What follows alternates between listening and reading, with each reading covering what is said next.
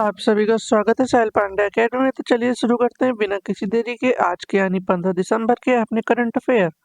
हमारा पहला क्वेश्चन है, हाल ही में राष्ट्रीय ऊर्जा संरक्षण दिवस कब मनाया गया है? इसका सही आंसर होगा 14 दिसंबर को। आइए हम लोग इस क्वेश्चन को डिटेल में जानते हैं। ऊर्जा संरक्षण के महत्व पर संदेश फैलाने और ऊर्जा दक्षता एवं संरक्षण में राष्ट्र की उपलब्धियों को प्रदर्शित करने के लिए प्रतिवर्ष 14 दिसंबर को राष्ट्रीय ऊर्जा संरक्षण दिवस मनाया जाता है।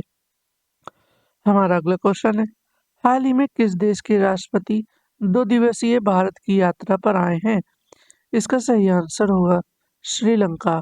आइए श्रीलंका से बनने वाले कुछ महत्वपूर्ण करंट अफेयर्स जान लेते हैं।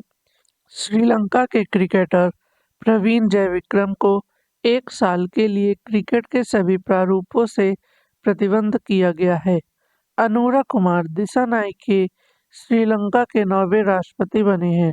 श्रीलंका ने भारत सहित 35 देशों को वीजा मुक्त प्रवेश की अनुमति दी है। भारत और श्रीलंका ने एलएनजी अवसंरचना और विद्युत विकास के लिए समझौता ज्ञापन पर हस्ताक्षर किए हैं। भारत और श्रीलंका के बीच यात्री नौका सेवा फिर शुरू हुई। महिला एशिया कप टी20 टूर्नामेंट श्रीलंका का दम्बुला में शुरू हुआ है। श्रीलंका ने पहली बार विमेंस एशिया कप 2024 का खिताब जीता है। हमारा अगला क्वेश्चन है, हाल ही में दृष्टिहीनों की 23वीं राष्ट्रीय एथलेटिक्स चैंपियनशिप 2024 कहाँ शुरू हुई है? इसका सही आंसर होगा नाडियाड। आइए हम लोग इस क्वेश्चन को डिटेल में जानते हैं। दृष्टिहीनों की 23वीं राष्ट्रीय एथलेटिक्स चैंपियनशिप 14 दिसंबर से 16 दिसंबर तक गुजरात के नाडियाड में आयोजित होगी। इसे इंडियन ब्लाइंड स्पोर्ट्स एसोसिएशन और गुजरात की पैरा स्पोर्ट्स एसोसिएशन के सहयोग से आयोजित किया जा रहा है। हमारा अगला क्वेश्चन है, हाल ही में किस देश के राष्ट्रपति को महाभियोग के बाद हटाया गया है? इसका सही आंसर होगा साउथ कोरिया। आइए हम लोग साउथ कोरिया से बनने वाले कुछ महत्वपूर्ण करंट अफेयर्स जानते हैं। दक्षिण कोरिया सरकार ने भारतीय अभिनेत्री अनुष्का सेन को सम्मानित किया। अंतरिक्ष अनुसंधान के बारे में वैश्विक सम्मेलन दक्षिण कोरिया में शुरू हुआ। दक्षिण कोरिया ने कुत्ते के मांस की खपत और बिक्री पर प्रतिबंध लगाने वाला विधेयक पारित किया। दक्षिण कोरिया दुनिया का सबसे बड़ा चिप सेंटर का निर्माण करेगा। ओशिनिक सिटी नामक तैरता हुआ शहर साउथ कोरिया में स्थापित किया जा रहा है। स्पेस एक्स ने दक्षिण कोरिया के सैन्य उपग्रह यानी एनएसएस-2 को सफलतापूर्वक लॉन्च किया। अपना पहला स्वदेशी अंतरिक्ष रॉकेट नूरी लॉन्च किया। हमारा अगला क्वेश्चन है, हाल ही में विश्व प्रसिद्ध सूरज कुंड मेला 2025 कहाँ आयोजित किया गया है? इसका सही आंसर होगा फरीदाबाद में। आइए हम लोग इस क्वेश्चन को डिटेल में जानते हैं। विश्व प्रसिद्ध सूरज कुंड अंतरिक्ष शिल्प मेला 7 से 23 फरवरी 2025 तक हरियाणा के फरीदाबाद जिले में आयोजित किया जाएगा। दिल्ली मेट्रो रेल कॉरपोरेशन पहली बार अपने मोबाइल एप्लीकेशन और आधिकारिक वेबसाइट के माध्यम से सूरज कुंड मेले के टिकटों की बिक्री की सुविधा प्रदान करेगा। हमारा अगला क्वेश्चन है, हाल ही में किस देश ने भारत का मोस्ट फेवर्ड नेशन का दर्जा खत्म किया है? इसका सही आंसर हुआ स्विट्जरलैंड। आइए हम लोग इस क्वेश्चन को डिटेल में जानते हैं। स्विट्जरलैंड सरकार ने 13 दिसंबर को भारत से मोस्ट फेवर्ड नेशन का दर्जा वापस ले लिया। एमएफएन के तहत वर्ल्ड ट्रेड ऑर्गेनाइजेशन के अंतर्गत आने वाले सभी देश एक दूसरे को मोस्ट फेवर्ड नेशन का दर्जा देते हैं। डब्ल्यूटीओ संयुक्त राष्ट्र संघ की एक संस्था है जिसमें 164 सदस्य देश हैं। आइए हम लोग स्विट्जरलैंड से बनने वाले कुछ महत्वपूर्ण करंट अफेयर्स जानेंगे।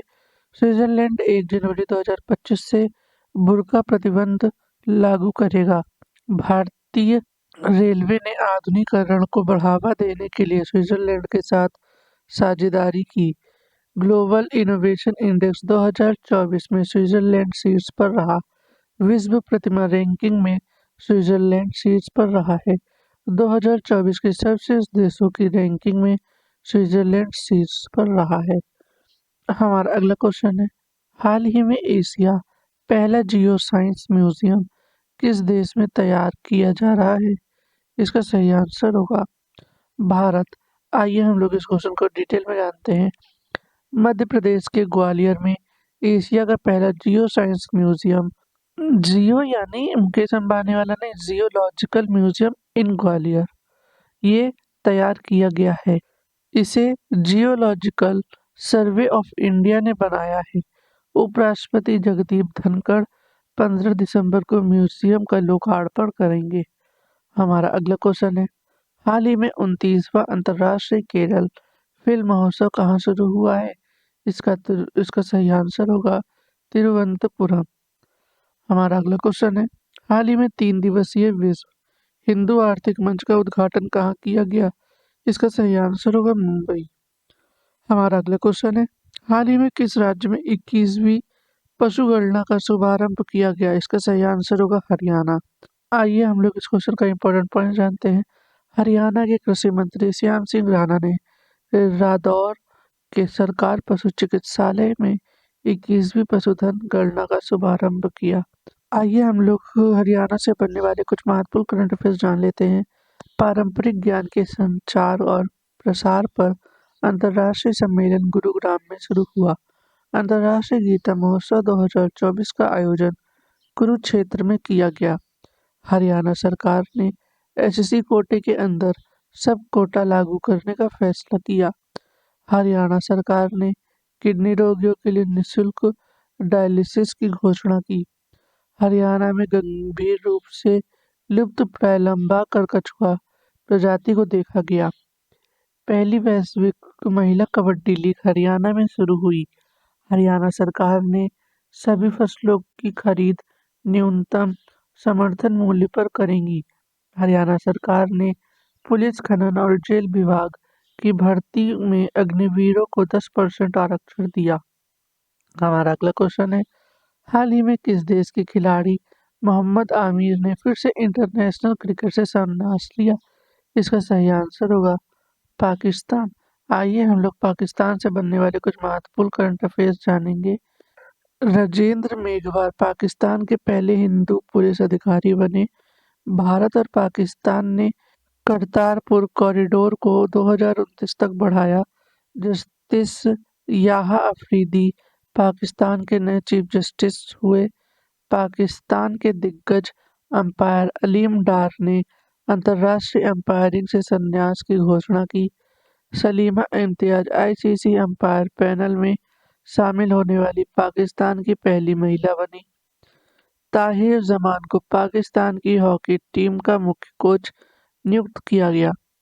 पाकिस्तान ने आईएमएफ को 3.6 बिलियन यूएसडी से अधिक ब्याज का भुगतान किया। पाकिस्तान ने अर्थव्यवस्था को बढ़ावा देने के लिए वीजा नीति को आसान बनाया।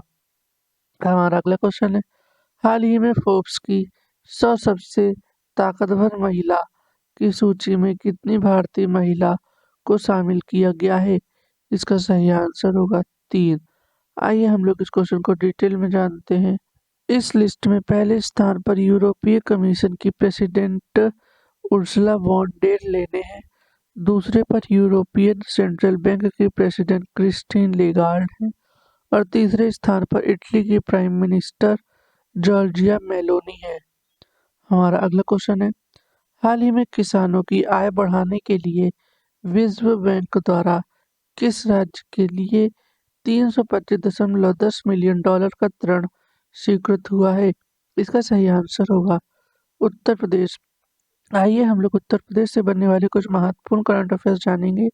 जेम को पूर्ण रूप से लागू करने वाला पहला प्रदेश उत्तर प्रदेश बना। उत्तर प्रदेश सरकार ने अयोध्या दीप महोत्सव में 25 लाख दिए जलाकर गिनीज वर्ल्ड रिकॉर्ड बनाया। भारतीय सेना की सुदर्शन चक्र कोर ने झांसी के पास बबीना में सबल्लभम शक्ति अभ्यास आयोजित किया। उत्तर प्रदेश सरकार मुख्यमंत्री एवं उद्यमी विकास अभियान शुरू करेगी। Uttar Pradesh international trade show में दूसरे संस्करण का उद्घाटन ग्रेटर नोएडा में उपराष्ट्रपति जगदीप धनखड़ ने किया। भारत में विमानन मंत्रालय ने नई एयरलाइन संघ के एयर को मंजूरी दी। दलितों पर हुए अत्याचारों के मामले में उत्तर प्रदेश शीर्ष पर रहा। हमारा अगला क्वेश्चन है, हाल ही में ब्लूमबर्ग द्वारा जारी दुनिया के 25 सबसे अमीर परिवारों की लिस्ट में कौन शीर्ष पर है? इसका सही आंसर होगा बोल्टन। आइए हम लोग इस क्वेश्चन को डिटेल में जानते हैं। ब्लूमबर्ग ने 13 दिसंबर को दुनिया के 25 सबसे अमीर परिवारों की लिस्ट जारी की। इनकी संपत्ति इस साल 34.5 लाख करोड़ रुपए बढ़ी है। कंज्यूमर रिटेल कंपनी वॉलमार्ट चलाने वाला वॉल्टन परिवार लिस्ट में सबसे ऊपर है।